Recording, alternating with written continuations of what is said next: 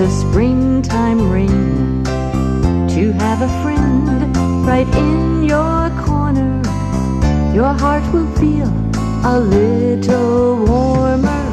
Tender loving care, tender loving care. Each warm and friendly touch lets someone know you care so much. Tender loving care, tender loving care.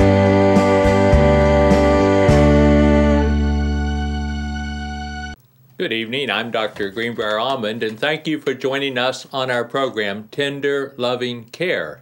Each week on Channel 3, I'm happy to talk about this interface between Christianity and medicine. And what better interface is there than to talk about successful aging or abundant living? And as we have in our country 10,000 of us turning 65 every day, for a long, long time now into the future, it's time to talk about successful aging and, of course, the benefits of having a positive faith and just some pearls about this. Well, it all came together for me this weekend when I attended the American Academy of Family Physicians meeting, the West Virginia chapter down in Charleston, West Virginia, and heard Dr. Hope Barkoukas give a presentation. She was one of more than 26 different presentations, and but hers stood out, at least for me, and I'd like to share some of those pearls with you tonight. A few of the things I haven't done yet, but I intend to do. We're going to talk a lot about measuring food and getting the right amount of food and things of that nature. So there is a smartphone app that you can download that if you take a picture of the food on your plate, it'll tell you the protein content, the carbohydrate content, the calories, those type of things just from the picture. Quite a smart instrument, I would say. And I intend to do that because it's important to measure these things. Whatever you're going to change in life, you have to measure. And so that's something that I haven't done, but that's a pearl that's certainly worth doing. But I'd like to use her talk as a backdrop and talk about some pearls about successful aging. First of all, we're never too old to begin to exercise. She gave an illustration of an Iranian in London who ran his first marathon at age 89, and there's a picture of him at 101 completing a marathon. Now that is remarkable, of course, by any account. But it makes the point that here's someone who did not even begin to exercise in earnest until he was about 89, but look what has happened to his life. Dr. Barkoukas told us and showed us a chart, a graphic chart, that even with 15 minutes of exercise every day, aerobic exercise, that you will improve your health, or statistically improve your health. I've seen the chart play out to the first half hour being vital for everyone to exercise that amount, to much improvement if a person will do 1 hour of exercise a day, and actually the improvement continues for 7 or 8 hours of exercise. Though I don't really expect people to do that, but all of us should be getting off of our out of our rocking chair, off the couch, and doing some 15 minutes of aerobic exercise.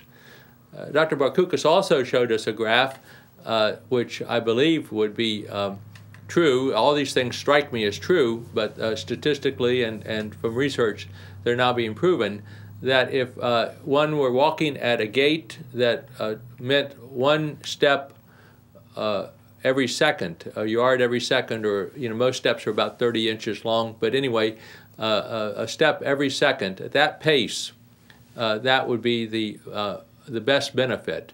And interesting enough, and I'm going to, of course, follow these things in my practice or as I watch people around town, if people begin to slow down their gait, watch out, because this can be a sign of failing health.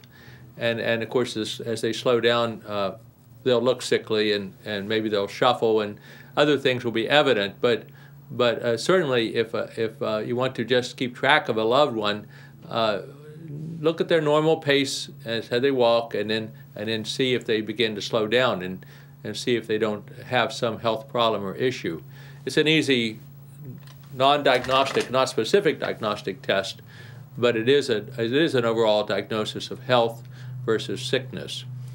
So I thought that was interesting, just to start off talking about successful aging and exercise. Dr.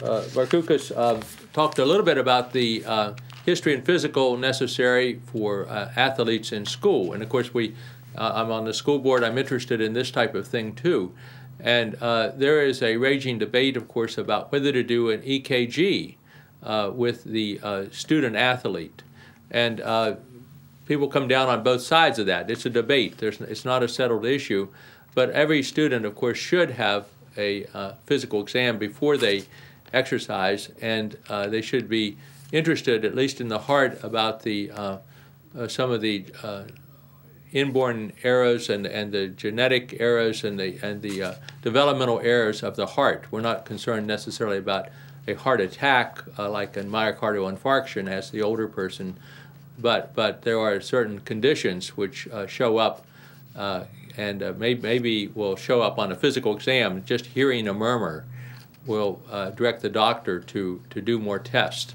EKG, the concern about doing one, of course, you pick up some more pathology, but if there's false positives, it has a psychological effect, and sometimes it means that the athlete is not going to play that sport that year. It's going to take a while to clear them, and so that may mean that they're sitting out a season unnecessarily, because in the end they will be cleared. In other words, it's a false positive test. But it is important, and I see this all over the place, these automatic defibrillators that you can see, external defibrillators that you can see in shopping malls, and you can see on school buses, you can see all around public places. And these do save lives. If someone does have an arrhythmia, you can save lives. And there was a study done with school-age children. There were 36 cases of cardiac arrest in our school system among 1,710 high schools in America. And there were 36 kids who had a cardiac arrest last year. 23 were revived, or 64% revived, using the AED, which is a high percentage, and that would indicate that's a good thing to have available in a public setting. I was interested in this, and you can go online for this information if this engages you and you think about successful aging. There are what the National Geographic calls blue zones in the world. There are particularly healthy areas in the world, and there are 6 of them that were studied by National Geographic, where there are a number of elderly people who go over 100 years of age. Actually, 263 of these have been studied from 6 communities around the world. And this is Sardinia, Italy. This is Okinawa, Japan. Loma Linda, California. Sarta, Greece. And Nicoya, Costa Rica. So these are diverse. They're all around the world, not one particular ethnic group, and not one particular diet or lifestyle, but for some reason people in these communities are living longer, and it's being studied, and it's a good thing to study. One of the overall things that are present in these communities is a lot more activity. So you come back to the amount of exercise that you want to do, and all of us could probably be doing more. There are a number of pearls around living long. I want to bring these up to you. These are things that family doctors talk to their patients about, and they're part of the health plan, preventive health plan, and it's things that don't cost money. I mean, this is effort and diligence on the patient's part, but they're free. And by the way, there was a lot of talk at this meeting down in Charleston about the Medicare physical, as these 10,000 people a day, and I'm included in them, having a birthday in January this past year, are eligible and get our Medicare. we get a free medical exam. We can schedule that within a year, and it's a preventive exam. We look at various parameters of health, and if you are 65, then you want to get that physical exam. But here are the signs, the measurable ways that people can live longer. First of all, have a purposeful life. There's been a book which has sold millions and millions, The Purpose-Driven Life. But have a purposeful life. Have a reason for being. I know as a grandfather that is going to be part of my reason from now on, the grandchildren, and it's exciting. But you decide yourself, what is your purpose and what are you living for. I see a lot of older people in our community helping out, building Habitat for Humanity, a great program. Of course, a lot of people are involved in Rotary, Lions, things like that, doing these service groups, and those are great things. Not to take away from faith, because faith is also there, making the one of the markers for a long life. Belonging to a faith community actually lets people live longer. I've seen studies that it's up to 10 years longer, so that's statistically significant. If we are turning 65 and people begin to die in a year and a half from now, and the numbers, and we drop off after that fairly rapidly, you can imagine just adding 10 years to life, 65 to 75, would be important. Belonging to a faith community does that, and the measurement came in at 2 faith community visits a week versus 1, 2 or more. So if someone came to Sunday school, came to church, came to Sunday night service, came to Wednesday night service, those would be 4 different services or faith exercises, and you can get there in other ways. But that's how faith-based living helps people live longer. Downshifting, what Dr. Hope Barkoukas called downshifting, also helps us to live longer. That's having a quiet time, and we all need to have a quiet time. I know that it's very hard because we seem to have interruptions, the telephone, the computer, the TV. I mean, various things happen to us that interrupt our time, take away our quiet time, but it's very, very important to have that. Again, this does not have to be a very long time. We're talking 15 minutes, maybe a half an hour, but being reflective. I think taking a walk for me does 2 things. Exercise, of course, and I'm going to pick up my pace, walk as fast as I can now, as long as I think about that. But even as I walk, I meditate, and it helps me, and I know it does. I feel better at the end of a day if I have walked and meditated. Also, early in the morning, for me, works. Some people at night works. Some people can meditate, close the office door, sit in their kitchen longer, whatever it is. Having meditation time makes a difference in living long. There's an 80% food rule. I'd not heard this before, but it impresses me. If there's a plate of food on the people who are living longer are not eating all that food. They're not consuming every calorie they can. They're actually eating about 80% of the food that's offered to them. So they're very careful about not gaining weight, maintaining a weight, and just being healthy. So 80% rule is where the statistical cutoff is, and I like that. I mean, there's something you can hang your hat on, and if you do get that app, if you get that app, smart app, where you take a picture of your meal, and you know then that there are 500 calories in that meal, then go for 450 of those calories. That would be a way to measure taking less food in.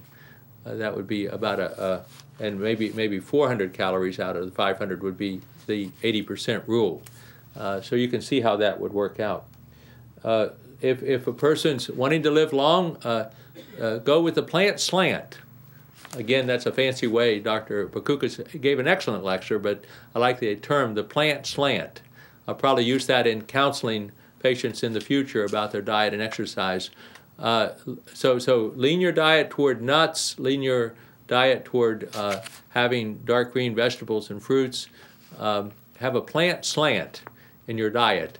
And that doesn't mean that we don't need protein from meat and fish and egg and things like that, but just remember the plant slant.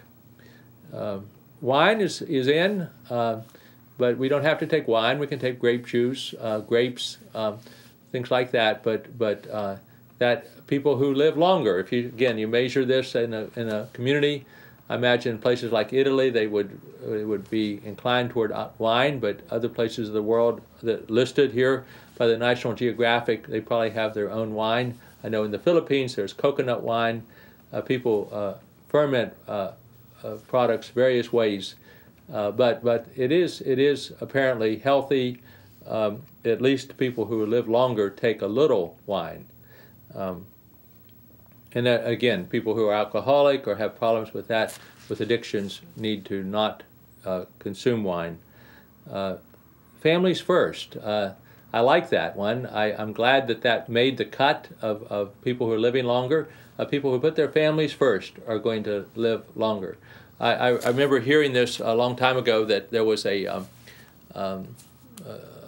joke about it, in a sense that when people die, no one is ever going to say, I should have spent more time at the office. People on their deathbed, or as they get older and aging, they are going to say, if they have any regret at all in life, they're going to say, I should have spent more time with my family. And so the opposite of that is true. Putting families first is a good way to live long. Women live longer than men, and there may be various other reasons for this if you analyze it, but certainly women are oriented around their family. And this was the case for my mother and many women of that era. They were stay-at-home moms, and they really did put their family first. So it has something to do with living longer. The other thing she called the right tribe. The right tribe. Well, we live where we live. I'm happy that we live. I live in Buchanan, and I'm speaking to people who live in our community. We live in a very pleasant community. People care for one another. We're neighborly, and that is a part of living long. A right tribe. I've done this on several times in the Record Delta. I don't do it every week, but when they publish obituaries, there usually be 3 or 4 people who have passed on, and so I add up the ages and divide by the number of people, and I am pleased overall as I do that to see that people here are living to a ripe old age. Now, yes, it's always tragic if there's a young person who dies, usually an accident or something like that, but many people are living older, and I think we are part of the right tribe. We're doing the caring, pleasant thing to do. And another one is move naturally. So back to movement, back to exercise, aerobic exercise. Gardening counts.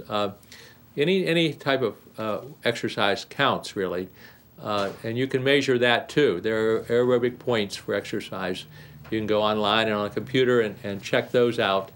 But remember, in 15-minute increments, you really don't max out until you get 7 or 8 hours of exercise. And of course, those are professional athletes who do that, or people who work in labor. In the old days, farmers and others who would work out of doors and on their farm would be getting that kind of labor in. But even 15 minutes is a good place to start. Well, let's talk a little bit, some more pearls. We have several minutes to talk about this. We have a normal loss of muscle mass as we get older, so that's a reality check. So beginning at about 40, if you want to measure that, and I've heard it before in other talks beginning at age 25, but there's a certain incremental loss of muscle as you can measure. It's about 0.5%, about 1% a year. So if I measure from 40 down to 65, then I've lost about 25% of my muscle mass. And I would agree with that. I mean, in the sense that there's things that I don't do that I used to be able to do, and feats of strength. And I'm careful, of course, about lifting for the back and other reasons too. But the muscle mass is just not there, and we can live with that. We're people we're human beings. We have tools. We can use our tools, and that helps us even as we decrease muscle mass. Three reasons to exercise, of course, is stamina, and we've talked about long life and stamina from aerobic exercise. Agility, people who obviously do meditations and ballet and yoga and various ways that they may improve their agility, they are benefiting from exercise in that regard. And of course the other way then is strength. But we do begin to lose strength with age, about 1% a year from age 40. Let me talk a little bit about the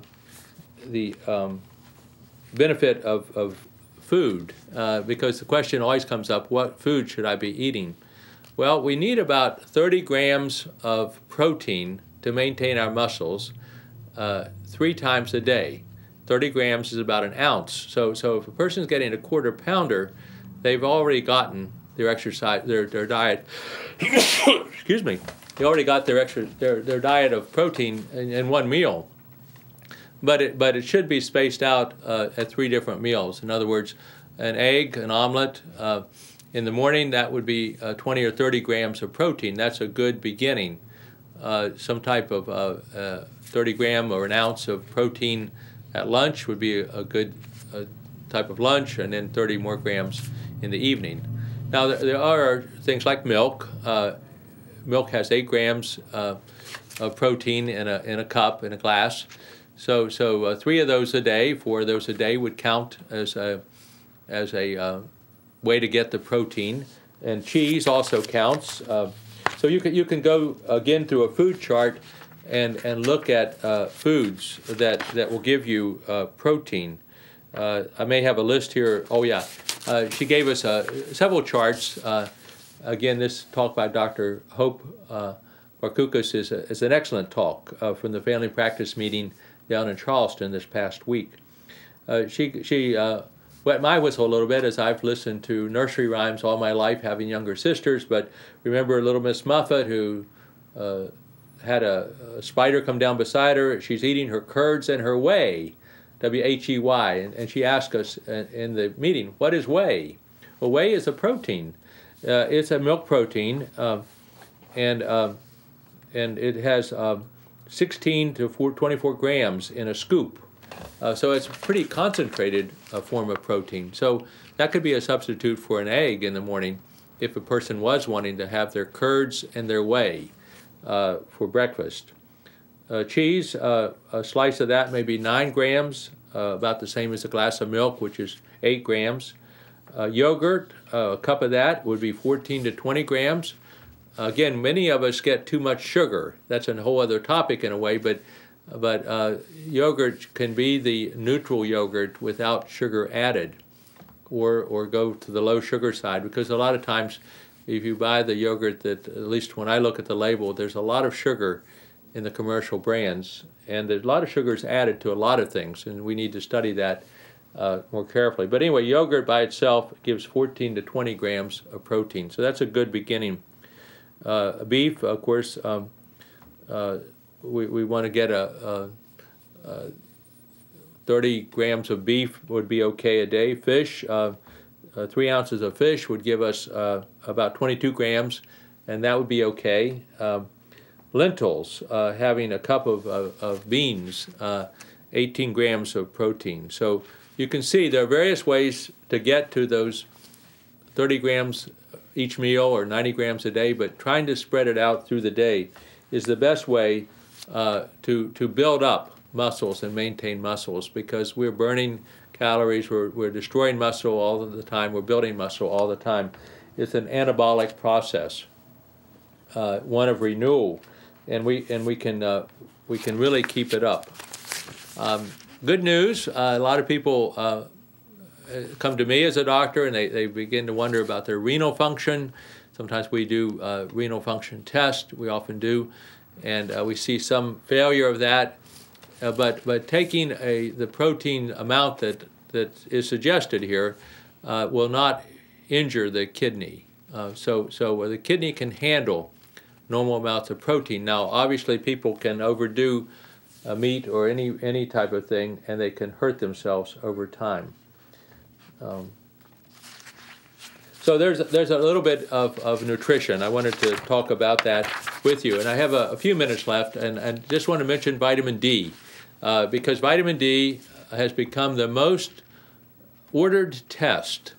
That is the 25-hydroxy vitamin D has become the most ordered test by doctors in America, and I didn't know that till I went to this meeting. But it's no wonder, because we keep learning more and more about vitamin D and why we should be getting more vitamin D. And about 65% of us in America are vitamin D deficient. We are staying indoors too long. We need to get out in the sunshine and exercise and do our gardens and things like this. It's all part of the same story, isn't it? But vitamin D, 65% of us being deficient. This is a little scary, because there are health consequences to it. One of the health consequences is that we feel our pain more if we don't have the adequate vitamin D. And if you have a pain syndrome, whatever it is, arthritis or whatever it is as you age, you can help yourself by increasing your vitamin D. Recommendation generally was 2,000 international units a day. Though if you are keeping up in maintenance, you may get 4,000 units a day, 400 units a day, up to 1,000. But a lot of people, when they're deficient, they may get over-the-counter medicine that's about 2,000 units a day, and that would build things up. Some people actually, doctors will prescribe 50,000 units a week for 8 weeks to catch up if someone's way behind. And you don't know how far you're behind until you get a measurement of that. So very important to think about vitamin D as various health reasons, not only pain syndromes, but many women will suffer from fibroids, uterine fibroids, and this is a painful abdominal condition, uterine condition as women age, but those shrink with vitamin D. So many things are coming out about the benefit of vitamin D. A final thought would be about calcium, because calcium and vitamin D, if you look at your milk, they're both promoted in the milk, many times added to the milk.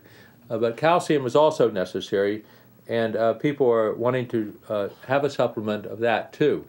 Many times that's about 1,000 units, 1,200 milligrams of that a day. So you can get that through food and various things, and it will also lead to health. Well, I wanted to talk to you about prevention tonight, as we talk about this interface between Christianity and medicine. Jesus promised us abundant living. Well, abundant living can come through the way Jesus lived. He was out of doors a lot. He ate a lot of vegetables and fruits. He exercised a lot. I mean, you can go that way, and you can learn a lot from this. But there's now new research studies that show us how we can live longer. If you're fascinated by this, go to the National Geographic, always a great source of information, the Blue Zones, and follow their recommendations of the people living in those towns and places. Well, until the next time, this is Dr. Greenbrier Allman thanking you for joining us on our program, Tender Loving Care. Special thanks to Channel 3 for this opportunity to come your way each week. We look forward to many other chats and conversations about tender loving care. Stories of a West Virginia Doctor, written by Dr. Harold D. Allman. A collection of 55 short stories about his experience as a small-town doctor in central West Virginia. And Tender Loving Care. Stories from a West Virginia Doctor, Volume 2, written by Dr. Greenbrier Allman, using videotapes to write 70 additional stories of his father's very colorful life as a small-town doctor. They can be found for purchase at Amazon.com and most local bookstores. Tune into Channel 3 Buckhannon for Tender Loving Care with Dr. Greenbrier Allman, where he talks about the connection between Christianity and medicine.